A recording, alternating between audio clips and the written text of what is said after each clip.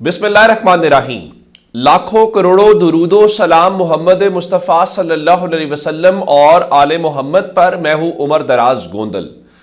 जो court reporter supreme court में मौजूद होते हैं वो कहते हैं कि आपने एक बहुत बड़ा वकील ख्वाजा हारिस रखा हुआ है वजारत दिफा की जानिब से। आपने इवन अटॉर्नी जनरल और वजारत कानून पर भी रिलाय नहीं किया। आपने करोड़ों में एक नया वकील रख लिया कि शायद वो फौजी अदालतों का केस लड़ दे, लेकिन अदालतें सवाल पूछती हैं, सवाल का कोई जवाब नहीं होता। अगले दिन वो अपनी तरफ से पिछले सवालों का जवाब लेके आते हैं और अदालत मजीद कुछ नए सवालात खड़े कर देती है। कल जजेस बार बार एक सवाल उठा रहे थे कि आप ये बताइए कि ये जो आप तय कर पा रहे हैं कि जनाब एक बंदा जो है वो वहां मौजूद था और उसका केस वहां पे नहीं चलाया तो दूसरे का केस वहां पे चला लिया, तो आपने बुनियादी तौर पे ये जो तफरीक है वो तफरीक की कैसे है, यानी ये कैसे तय पाए कि ये बंदा वहां पे होना चाहिए था और ये वहां पे मौजूद नहीं था। तो इस बारे में इतलात ये है कि बताया गया जी आज अदालत को कि असल में जिन लोगों की वहां पे मौजूदगी हर लिहाज से साबित हो गई तो उनके बाद जो है उनके ऊपर फौजी अदालतों के अंदर केस चलाया गया। लेकिन अब असल में बात वही है कि एक चीज बचाने की कोशिश करते हैं और जजेस नए सवालात उठाना शुरू कर देते हैं। आज भी ख्वाजा हारिस दलाइल जारी रखे हुए हैं और जस्टिस अमीनुद्दीन खान की सरबराही में जो 7 रुकनी आईनी बेंच है वो सवालात उठा रहा है और सवाल एक से बढ़ के एक सवाल है। अच्छा, अब यहां पे एक और बहुत ही दिलचस्प किस्म की बात हुई और वो ये थी कि जस्टिस मुसरत हिलाली साहिबा ने यह सवाल उठाया कि ये बताइए कि एक तो ये जो फैसला है ये सुनाता कौन है और फिर यह भी हुआ कि फैसला लिखता कौन है। अब ये जो सवाल था कि उनका कि पता चला है कि जो वहां पे फैसला लिखने के हवाले से जो फौजी अदालतों में जो कुछ मामलात चलते हैं तो इस हवाले से जस्टिस मुसरत हिलाली ने कहा कि इस नुक्ते की वजाहत करें कि फौजी अदालत में फैसला कौन लिखता है। तो उस पर ख्वाजा हारिस ने कहा जी फैसला लिखने के लिए जैक ब्रांच की मुआवनत हासिल होती है, यानी जो फौज की जो लीगल ब्रांच है जी उसकी मुआवनत उन्हें हासिल होती है। अच्छा, फिर एक और बड़ा इंपॉर्टेंट सवाल यह था कि चलें फैसला लिखने के हवाले से तो इस सवाल का जवाब आ गया।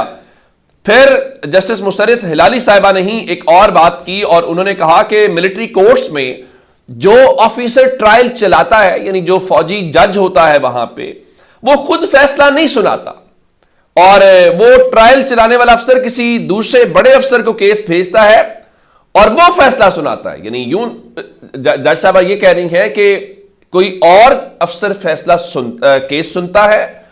यानी आप यूं समझिए कि आइंदा सुप्रीम कोर्ट के चीफ जस्टिस याया अफरीदी खुद केस ना सुना करें, बल्कि वो किसी को भेज दिया कि जाओ केस सुन के आओ। वो केस सुन के आए, फिर जस्टिस याया अफरीदी बगैर सुने केस का फैसला किया करें।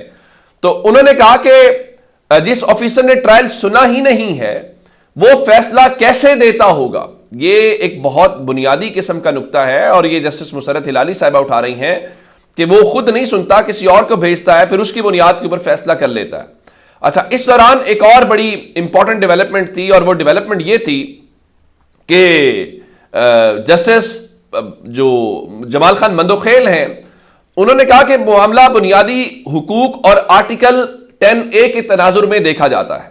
उनका कि मेरी वकालत करते हुए और जज का टेन्योर जो है मेरा 38 साल का तजर्बा है और मैं आज भी खुद को परफेक्ट नहीं समझता, लेकिन और ये जाहिर है उनका एक्सपर्टी भी है कि वो लीगल लॉ से प्रैक्टिस करते हुए लॉ के साथ जुड़े रहे।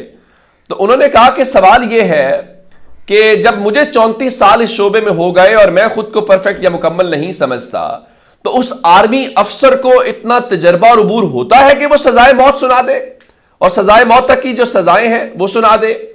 तो इस हवाले से जजेस बार बार चीजों को कर रहे हैं और हर गुजरते सवाल के साथ यूं मालूम हो रहा है कि इस केस के अंदर वाक़तन जान नहीं है और ये किसी ना किसी तौर पे मामला खराबी की तरफ जाता हुआ दिखाई दे रहा है। खराबी से मुराद ये है कि जो हुकूमत है वो उसका दिफा करती नहीं पा रही। और फिर एक नुक्ते के ऊपर आके जस्टिस جمال خان مندوخیل صاحب نے اس معاملے کو یہ کہا کہ یہ سوال تو 8 لاکھ فوجی جوانوں کے حقوق کا بھی ہے، یعنی پوری فوج کا۔ کیسے؟ انہوں نے یہ کہا کہ دیکھیے، فوجی عدالتوں کے جو فیصلے ہیں ان کے خلاف جو اپیل ہے وہ ایک حد تک سنی جا سکتی ہے، اپیل میں صرف بدنیتی اور دائرہ اختیار دیکھا جا سکتا ہے، یعنی ان کے مطابق فیصلے کے خلاف جو اپیل ہے اس میں میرٹس زیر بحث نہیں آتے۔ عام طور پہ یہ ہوتا ہے جب لوور کورٹ میں کوئی فیصلہ ہوتا ہے تو ہائی کورٹ اس کے میرٹس کو دیکھتی ہے، یہ تو پہلے دیکھنا ہوتا ہے نا کیا یہ کورٹ فیصلہ کیس سن سکتی تھی، پھر یہ بھی دیکھنا ہوتا ہے کہ کیا یہ سزا بنتی تھی، تو میرٹس ڈسکس ہوتے ہیں۔ تو ان کے مطابق جب فوجی عدالت کا میٹر ہوتا ہے تو اس میں اپیل میں میرٹس زیر بحث نہیں آتی۔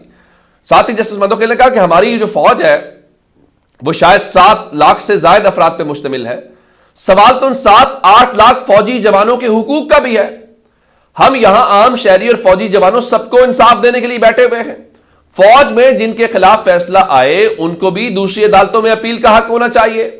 یعنی وہ یہ کہہ رہے ہیں کہ دیکھیے، اگر آپ فوجی کو بھی سزا سنا رہے ہیں جس کا تعلق فوج سے ہے، اور مندوخیل صاحب نے کہا بھی کہ آرمی ایکٹ کا جو اطلاق ہے وہ فوج کے اوپر ہوتا ہے، تو انہوں نے کہا کہ پھر ظاہر ہے کہ وہ جو فوجی جوان ہیں ان کو بھی تو اپیل کا کہیں اور حق ہونا چاہیے، جہاں پہ یہ تو نہیں ہے کہ ایک بندے نے سن لیا ہے تو ونس فار آل سیٹل ہو گیا ہے، اس کو بھی تو کہیں اپیل کا حق ہونا چاہیے۔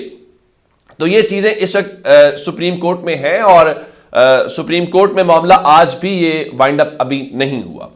دوسری جانب مولانا صاحب کے پاس کون بھاگا پہنچا؟ میں آپ کو کچھ خبریں کل کی اور آج کی کچھ 3 بڑی خبریں بتا دیتا ہوں کہ ہماری اس وقت صورتحال کیا ہے اور اس کے بعد ہم کن چیزوں میں پڑے ہوئے ہیں۔ پہلی خبر یہ ہے کہ کل پرسوں سے کچھ خبریں آ رہی تھی خضدار سے، زہری کے علاقے کے اندر، اور وہ کوئی اچھی خبریں نہیں تھی۔ جو وہاں پہ اچھے کریڈیبل رپورٹرز ہیں، جرنلسٹ ہیں، وہ اس کو رپورٹ بھی کر رہے تھے، پھر ظاہر ہے سوشل میڈیا کے اوپر کچھ ویژولز بھی تھے، لیکن ہمارے ہاں سرکاری طور پہ اور میڈیا کے اوپر مکمل سناٹا تھا۔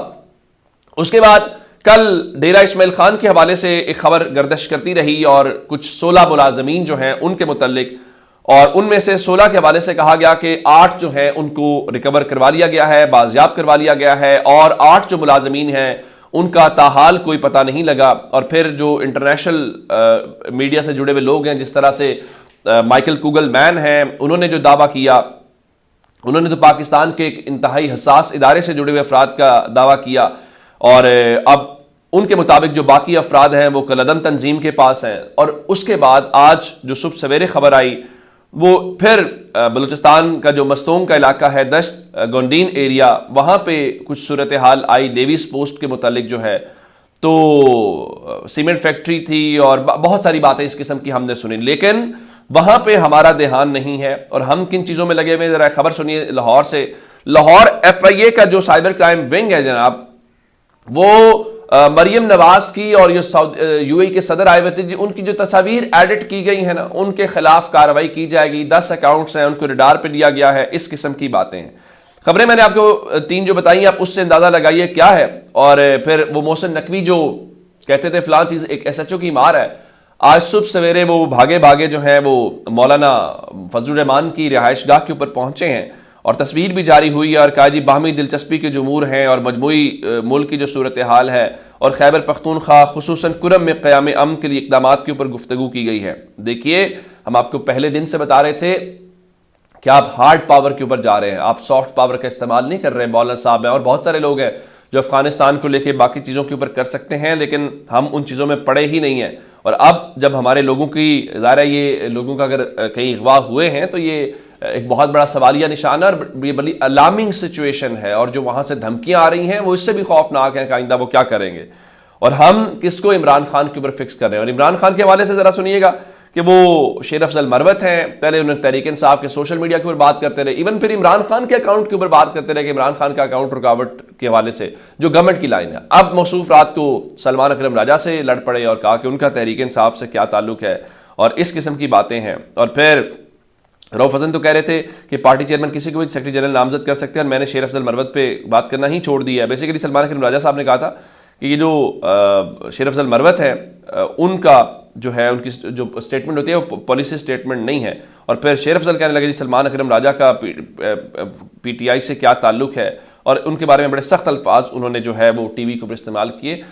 معلوم نہیں ہے کہ شیر افضل مربت جذباتی ہیں یا کیا ہے, اور ایسی صورتحال میں جب آپ خود مشکل میں ہو, آپ اپنی پارٹی کے لیے مزید مشکلات کیوں کھڑی کرنا چاہتے ہیں؟ اپنا بہت سارا خیال رکھیے گا. خدا حافظ.